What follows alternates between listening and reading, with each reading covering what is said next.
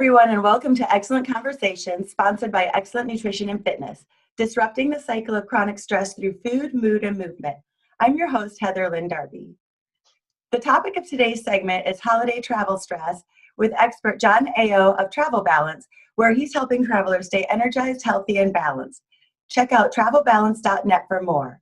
We'll be discussing all about the hidden health hazards of travel, including long duration sitting in a car or plane, how to handle changing time zones, and more. Welcome, John. Thanks for joining us. Oh, thanks for having me, Heather Lynn. This is great. Awesome. So my first set of questions is going to be about your background and experience in the field, so the holiday travelers in our audience can get to know who you are, where you're coming from, and how you can relate to where they are right now. Then on to your latest ideas and thoughts about keeping your health on point while traveling, so our audience can understand how they can apply what you've learned to their situations in today's world. So could you tell us a little bit about yourself in terms of background, education, and experience in this field? Well, I didn't plan to be here, as with many folks in where we are in our lives. So I started out in engineering, decided I didn't want to be an engineer at Texas A&M. So I stayed and got an MBA, and then I went into sales at IBM, and I was in sales for 19 years and was doing really well and I closed this really big deal in IBM, one of the largest in the history. And I just wasn't feeling fulfilled. So I'm like, okay, what am I supposed to do? What am I supposed to do? And the answer was I got sick, like many of us. And that changes things dramatically for us in our lives. So I started going to the doctors because that's what I knew. And I went and did scans and scopes and thousands of dollars. And they said, you know what, it's all in your head. And I felt like, no, it's not. I feel like I have 102 fever. I can't sleep. I'm in pain. So I started going to chiropractors and acupuncturists, and they became my teachers and friends. And I turned in my little engineering brain again. It turned back on into problem-solving mode on the body. So I got fascinated with it and went and got a doctorate in natural health. Mm-hmm. And in 2006, that's a long story, but I'm getting there. Mm-hmm. So in 2006, I took a job in IBM where I had a chance to travel and was doing a class, 4.5-day class. So I'd be gone for like a week at a time. And we did this class in 26 countries and traveled over 3 million miles. So I learned the hard way some really cool secrets of how to stay healthy when you travel. Amazing. So clearly you're the right expert for us when it comes to, feeling great while traveling. What kind of challenges do people face when they travel, and how do you help overcome them? Well, much like the work that you do, stress is the ultimate enemy in this and in all of our health, right? So it's hard enough to stay healthy when we don't leave the house. And what can we do to remove stressors when we get on the road? So it's really about the choices and just having people be aware of what are the right choices I can make. So people ask, what's the big secret? There is no big secret. Just like with the world of natural health in general, there's a bunch of choices. And the more good choices you make, the better outcomes you'll have. So when we get to talk about jet lag, there's a whole bunch of little things. The more of them you'll do, the better the chances jet lag won't bother you. So the key is, how do I remove stressors throughout my trip? And certain times of year make it more challenging, like the holiday season. Yeah. So one of the things that I like to, it's one of my hobby horses, is extended periods of sitting. And when you're traveling, that's like really difficult to get around. What are some suggestions? Right. So one of the main things you want to do, and I know this doesn't seem related, but it is hydration. We've got to drink a ton of water. We are chronically dehydrated all the time. And when we get on these dehydration tubes called airplane, it comes even worse. So I want to make sure we talk about hydration because there's some things we need to know about that. It's not just how much water we drink, but the foods that we eat. This won't surprise you, but when you eat fruits and vegetables, you get the water that's in those plants. And that is foundational for us and our health. So when we're sitting a lot, we're just kind of stagnant. And if we're dehydrated, that just makes it worse. But now we're hydrated, we're drinking water, we still have to sit because you can't get up and walk around too much on the plane. But in the airport, you can. So for some people, they just get to the gate and they just sit there and wait for 20 minutes. Don't do that. I walk by the gate, I look and make sure everything's cool on times, and okay, we're going to check in 20 minutes, and then I just walk constantly. Got a little bag, backpack, whatever, and I'm walking back and forth. So exercise when you can. When you're in the airport, the little moving sidewalk, don't take it. Yeah. Right? The escalators, don't take them. Take the stairs. Opt to exercise when you can, because again, when you're sitting on the plane, you don't have a lot of choice. You still need to get up and go to the bathroom on the plane because you're drinking a lot of water. Even if you're not, you need to get up because you need to walk, at least once an hour, if not once every 30 minutes, and just get up and move because deep vein thrombosis is a thing. It's a real thing. Yeah, I was just about to mention what is the problem with sitting, and it's like you say, deep vein thrombosis, which Yeah. means a clot can form in your veins in your legs from sitting, and then when you stand up, it releases and then can possibly cause a stroke. Bad thing. And again, a lot of that is dehydration. So a big part of it, drinking the water, is going to keep circulation and blood flowing and toxins moving out. But you got to move. Even when you're sitting there, you got to be moving. You got to be moving your ankles. That's in the back of almost every one of the airline magazines. It has little exercises you can do. Move your ankles and feet and get up and walk around. So there's other things that we're going to talk about, like essential oils. I'm a huge fan of essential oils, and there are some that you can take can help with this. And there are herbs that you can take as well. So one of the ones I talk about in my book is colinsonia root. And colinsonia root is an herb that just helps with circulation, specifically around deep vein thrombosis. So that's the ultimate, is the deep vein thrombosis. I mean, then there's, of course, just the general sitting, and it's not good for us. But, the end game is you don't want that. So you definitely want to get up, walk around as much as you can, drink as much water as you can. Essential oils, citrus oils are really good. So the orange and the lemon and the grapefruit and all of those, put them in your water if you can. If you have a glass container, you can put them in your water and drink those things if they're good quality. That sounds really refreshing too. A good alternative to, maybe whatever that they're handing out or selling at the airport, which are full of sugars or other kinds of, chemical processed food available. So on that, what do you think about travel food?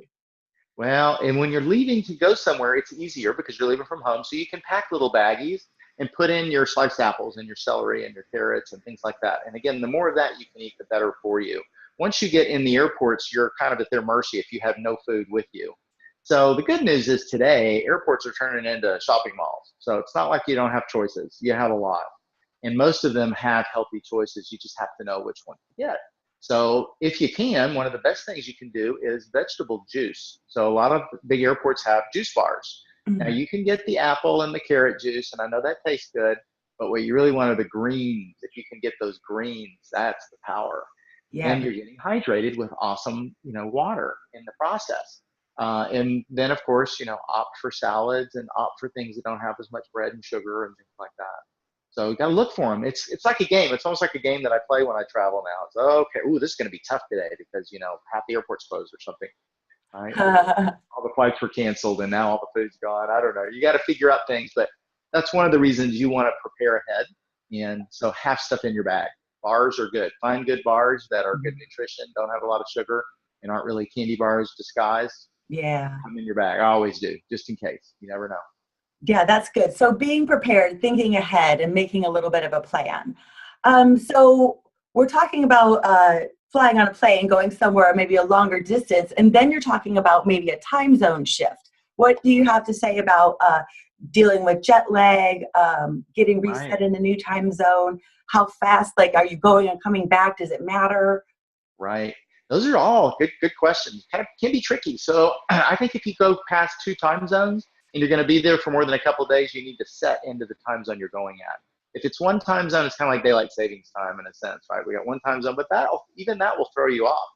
So, up to you. I'm going to talk about, worst case again. Worst case is, Texas to China, right? 12-hour time zone, or to Australia.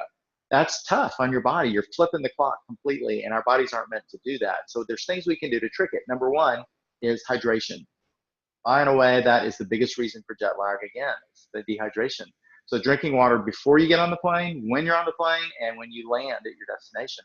The other thing, second thing, is as soon as I get on that plane, I immediately set to the time zone I'm going to. So Dallas to London, about a 6-hour difference. So if I leave here at 6 p.m., it's really midnight in London. So as soon as I step on that plane, I set my body and say it's midnight. And okay, is this something I'd be doing at 2 in the morning? Would I be eating dinner at 2 in the morning? Probably not. So just put yourself in that time zone and don't look back. When a little time thing comes up on the plane, time in Dallas, you don't look. You just see time in London because that's where you are. And then when you get there, a couple things. First, you have to stay up till 9 p.m. those first 2 nights, which is just critical. And learn that the hard way. Again, it's hard. When you go when you're flying to the east, it's harder. And so Dallas to London, you get there usually at 7, 8 in the morning, and you got to stay up till 9 p.m. And that's kind of hard. But, walk, exercise, drink coffee, do whatever you have to. But staying awake is key. And then the last thing that I'll mention is earthing, which is getting bare feet on earth at that destination. So when you get to London, find a park, get your bare feet on the earth, 15 to 20 minutes, help sink you into that time zone and dump What off. a great strategy. I hadn't heard that one before. I really like it. Yeah. Okay, so then people might be traveling by plane, but what about if they're traveling by car? Do you have any special tips about traveling by car? Sure. Well, so if you're a couple positions there, so if you're driving, you got to stay awake, and that can be the hard part. But just like when we're talking about on the plane, you got to get up and exercise. So I want to power through 6 hour drive. Not a great idea. You know, every 1 or 2 hours you need to stop, even if you just stop at one of those little roadside parks or pull off to one of the convenience stores just to get out and stretch your legs, move around. Of course, you're drinking water, so you might have to go to the bathroom. But the key there again is to staying awake. And so one of the essential oils that I love is peppermint oil. Just helps to wake you up. So make sure you have some of that with you for the long drive. So you can just put it in your palm, just rub your palms together, cup it over your nose, take a deep breath. Whew, that thing will wake you up, right? Or Yeah, diffuse it in the amazing. car, right? So that's a big part of it as well. So again, it's very similar. All of these things are kind of the same, right? Even if you don't travel, it's just a little harder. So when you drive, a couple little tips. When you're flying and jet lags, it adds a few more. But at the heart of it, drink a ton of water, eat your fruits and vegetables, right? And reduce those stressors. So packing lists are key. Make sure you plan ahead. You know, you don't want to be going, oh man, what do I need to bring the day before you, or, you know, right when you're leaving. Add stress. Then you get out there and there's traffic. You can't control that.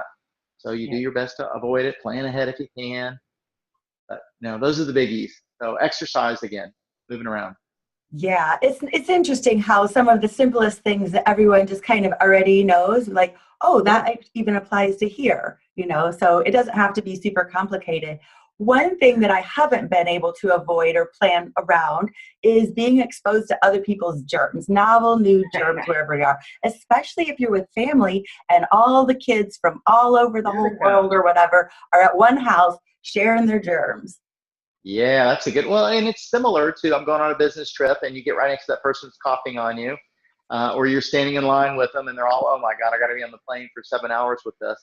So, I mean, the key from my end, so there's two ends to this. There's the how do we reduce the germs for the germaphobes out there, right? And then there's the how do I boost my immune system? I spend most of my energy and effort on boosting my immune system because it's awesome and it will just give it what it needs and take away what's hurting it, as with all of naturopathy. That's what I do in my practice. Help people with that. That's the real key. So how do I boost my immune system? Well, you want to take supplements that are going to help with that. So I have quite a few that I work with, good quality products that will help boost. So things like echinacea that will boost that, astragalus, andrographis. There are some herbs that are just powerful at boosting your immune system that you can take preventively before you get there and see that all the kids are coughing on you. And then on the other side, of course, you got to wash your hands a lot. So when you're flying, you want to make sure as soon as you go through that security, go get your bottled water and wash your hands, because one of the germiest things you'll encounter is that little gray tray at the security. And then on the other end of your flight, one of the most germy things you'll find is the hotel pen when they ask you to sign in. Here's a pen, sign in. How many people? Interesting. So washing your hands is key. And then, of course, the TV remote, and there's all those kind of things. But back to your question about going to visit the family is, you know, you try and stay away from those people. If somebody's sick, if, you know, if Susie's sick, then stay away, you know, from there as much as you can. Maybe get them to put on a mask. Right. And a lot of people, when you see these masks, they go, oh my God, look at those people. They're so paranoid. They don't want to get sick. A lot of times they're wearing those masks because they're sick and they don't want to spread their germs. So when you go to Asia a lot, that's what you'll see is people in the airports with those masks on because they're conscious of others. Yeah, that's It's such really a good thing. idea. It's not too common to see here in the United States, but I have seen it in other, you know, areas of the world. Where do you see travelers making mistakes when they set off for a trip? Like, where should they focus their effort if they want to feel great when they return? Would you say that that's, you know, mostly the hydration, or is there any other tips and strategies you have? Well, there's a lot of strategies. Again, it's doing your best to reduce the stressors. As you can keep the stressors down to a minimum as best you can, because you can't control the canceled flights and the delays and things like that. So drinking tons of water, eating right, and, you know, in balance, right? So my book is called Travel Balance for a reason. It's about the balance. You know, when you go to certain parts of the country, you want to eat the foods from that part of the country. If you go to France, eat the croissants and don't feel guilty, right? And so it's a balance of that. But if you're not feeling good, you have to avoid things like sugar, dairy, and wheat, especially because they'll really knock down your immune system and you'll get sick. So the more things you can do throughout your trip to be healthy, it really shouldn't be all that different, right? Because of course, this is the lifestyle that you and I both teach to our clients, is how do we stay healthy all the time? When you travel, it's just a little trickier. Prevention and planning, I'd say, are the biggest keys and the biggest mistakes people really make because they don't think ahead. Definitely. Are you aware of any tools or apps that might make this easier for people to do that planning ahead and make sure that they are kind of prepared so they can stay balanced? Sure. There's a bunch. Well, of course, my site, travelbalance.net, if you go to the blog, I put a lot of tips in there. I've added all these things into my book. And there are several apps. If you look at the products page, I have some sample download for my packing list that I use that you can edit. I put it in an editable mode so you can go add your stuff to it. It's just planning ahead for that. There's so many things out there. There's a cool app called Uplift that helps with jet lag using acupuncture that you can go look for. That's pretty neat. And also on my website, there's a link to a new company that gives you access to a gym wherever you go. So you pay a fee, and basically it gives you access to gyms all over the country if you travel around the U.S. at least. Oh, that is a great resource. Thank you for sharing those. I'll make sure to list those in the show notes. Okay. So let's see if I have any other questions about, is there one particular story or like a case study or example you'd like to share that really sums up what we've been talking about here? Case study. I've talked to so many different people throughout the years, right? I was teaching this in IBM to like 4,000 people around the world. And so it's funny that I hear from folks, so like you, we're doing this thing, and then all of a sudden 5 years in the future, I see a LinkedIn message or an email, hey, I was just thinking about you. I was on this long flight. I had my bottled water with me, and man, it was so much better. Or I see another person that sends me a message and says, hey, I was just in, travel to Europe for the first time, and I did that earthing thing. I didn't think it would work, but it helped, and all these little tips. So it's very gratifying for me to know that I'm making a difference for people when I hear those kind of stories. So for a lot of this stuff, people are like, I don't need that stuff. I don't travel internationally, but one day you might, and you just never know. And it's nice to know ahead of time, at least that there's information out there from somebody that's made all the mistakes can help share with you. Absolutely. Make it smoother for the next person. Yeah, exactly. That sounds awesome. Well, thank you, John, for sharing your expertise and experiences so graciously. And I'm sure all the holiday travelers in our audience have learned a lot about staying balanced when away from home for the holidays, now that you've laid it out, pretty clearly. Thank all of you health-conscious travelers in our audience for joining us for this amazing presentation. Tom, could you tell us a little bit more about your company, Travel Balance? So Travel Balance, there's two sides of John. Travel Balance is my speaking world. So I'm a professional speaker, and I love to go to companies and show their employees how to stay energized, healthy, and balanced when they travel. There's an impact to the business if you can't do those things. You can't sell from your hotel bed. So travelbalance.net is my website for speaking. I have a bunch of presentation clips and blog posts there. In my other world, I'm a natural health doctor. So I'm a naturopath in Plano, Texas. I work with people all over the world. So I can work remotely with folks. And so that website is just johnayo.com. So if you go to johnayo.com, you'll see, that I do biofeedback in my practice and basically help people with my specialty in anxiety, depression, and high stress, and with digestion. Those are my three biggies that I kind of help clients with. But, whatever they got going on, all I ask is that you want to get well and you're willing to do the work. And if you're willing to do the work, Heather Lynn, as you know, our bodies are amazing in our ability to heal itself. But sometimes we need some information and motivation, and that's the key. That's what we do, right? It's almost as though you can, if you could pluck the stress out of someone's life, the body will start to heal itself. Little by little. And it's hard, because our bodies are incredibly adaptable. We can deal with stress. Just like toxicity, we can deal with toxins. Our body is awesome at getting rid of toxins, but not this toxic world that we live in today. So many chemicals, what we breathe, what we eat, what we're getting through our water, it's not good. And so we need to do separate additional things to really help our body because it really wants to be healthy. So yeah, you're right. Stress is a biggie. Awesome. So audience, I'd like to invite you to check out John's website, travelbalance.net and johnayo.com for more on how you can relieve stress in your life and just live a lot healthier. So once again, I'm Heather Lynn Darby, and thanks for joining us for another excellent conversation sponsored by Excellent Nutrition and Fitness. Visit my website, heatherlyndarby.com, where you can access downloadable resources on nutrition and fitness for busy professionals.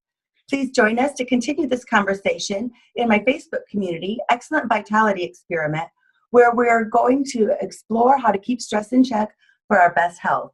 Have a great day.